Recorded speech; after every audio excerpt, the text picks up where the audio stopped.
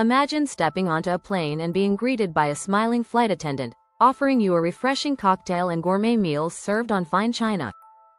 For many of us, this was the golden age of travel. But today, that dream feels like a distant memory. Did you know that 2023 saw more than 4.5 billion people flying globally? Yet, with this massive number, travel has changed dramatically, and not for the better. Surprisingly, 20% of flights are delayed, and airports are busier than ever.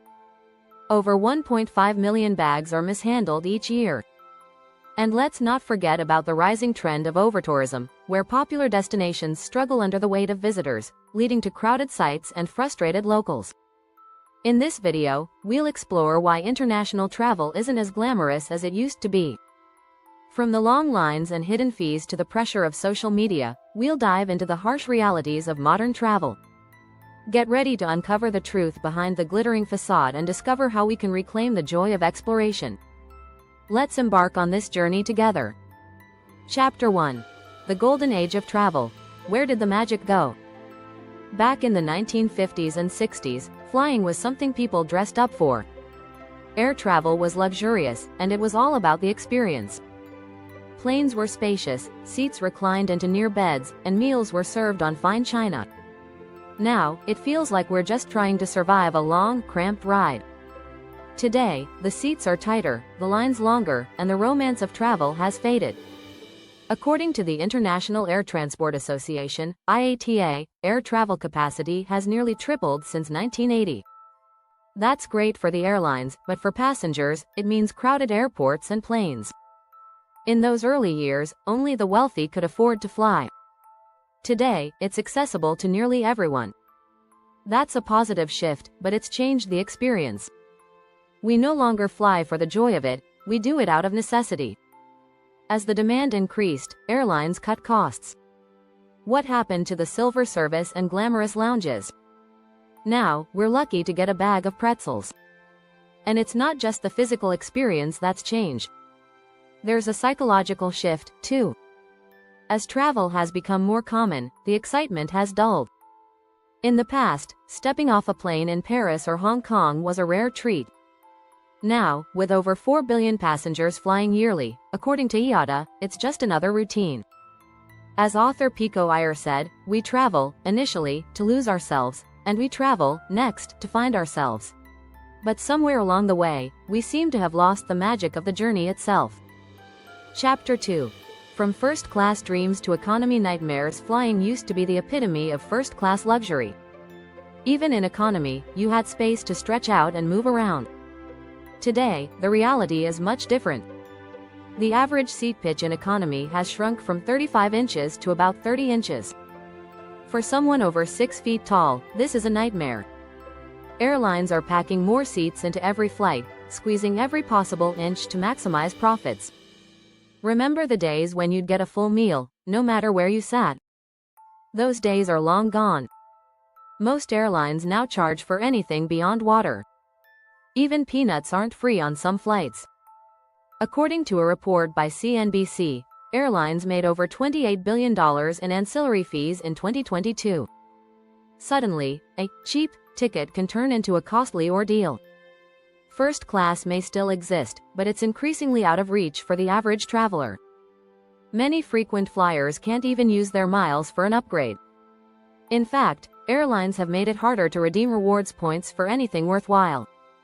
It feels like a bait and switch. As one traveler noted, I've flown thousands of miles, but when I want to cash in my points, the rewards seem to disappear. It's a far cry from the glamour that once defined air travel. Chapter 3. The hassles you didn't see coming. Airports, delays and chaos today. One of the worst parts of traveling is getting through the airport. Long security lines, invasive screenings, and endless queues at customs have become the norm. According to the Transportation Security Administration, TSA, they screen about 2 million passengers per day in the U.S. alone. While security is important, it's hard to deny that the process is exhausting. Gone are the days when you could simply arrive at the airport and head to your gate. And then there are the delays. A report from FlightAware shows that nearly 20% of all flights are delayed. That's 1 in 5 flights. Whether it's due to weather, technical issues, or overbooked planes, the waiting game is one of the biggest frustrations travelers face. Passengers find themselves trapped in crowded terminals with few amenities and overpriced food. No one tells you how long it will last or how to make the wait more bearable. Even when you do get on the plane, the chaos isn't over. Disembarking can take just as long as boarding, especially when everyone scrambles to retrieve their overhead luggage. It's like the airport itself is designed to test your patience. And don't even get me started on baggage claim. According to the U.S. Department of Transportation, over 1.5 million bags were mishandled in 2023. That's a staggering number of lost or delayed luggage. Travel used to feel like a smooth, well-oiled machine. Now, it's a labyrinth of stress, delays, and never-ending lines. The process takes the joy out of what should be an exciting adventure. At this point, travelers are just hoping to survive the journey so they can enjoy the destination. If you're enjoying this content, please hit that subscribe button. Don't miss out on more insights into the realities of travel. Chapter 4. Overtourism. Instagram versus reality. Social media has completely changed how we travel, and not always for the better. You've probably seen those stunning Instagram photos of places like Santorini or the Eiffel Tower, but what they don't show you is the crowd of hundreds of other people trying to get the same shot.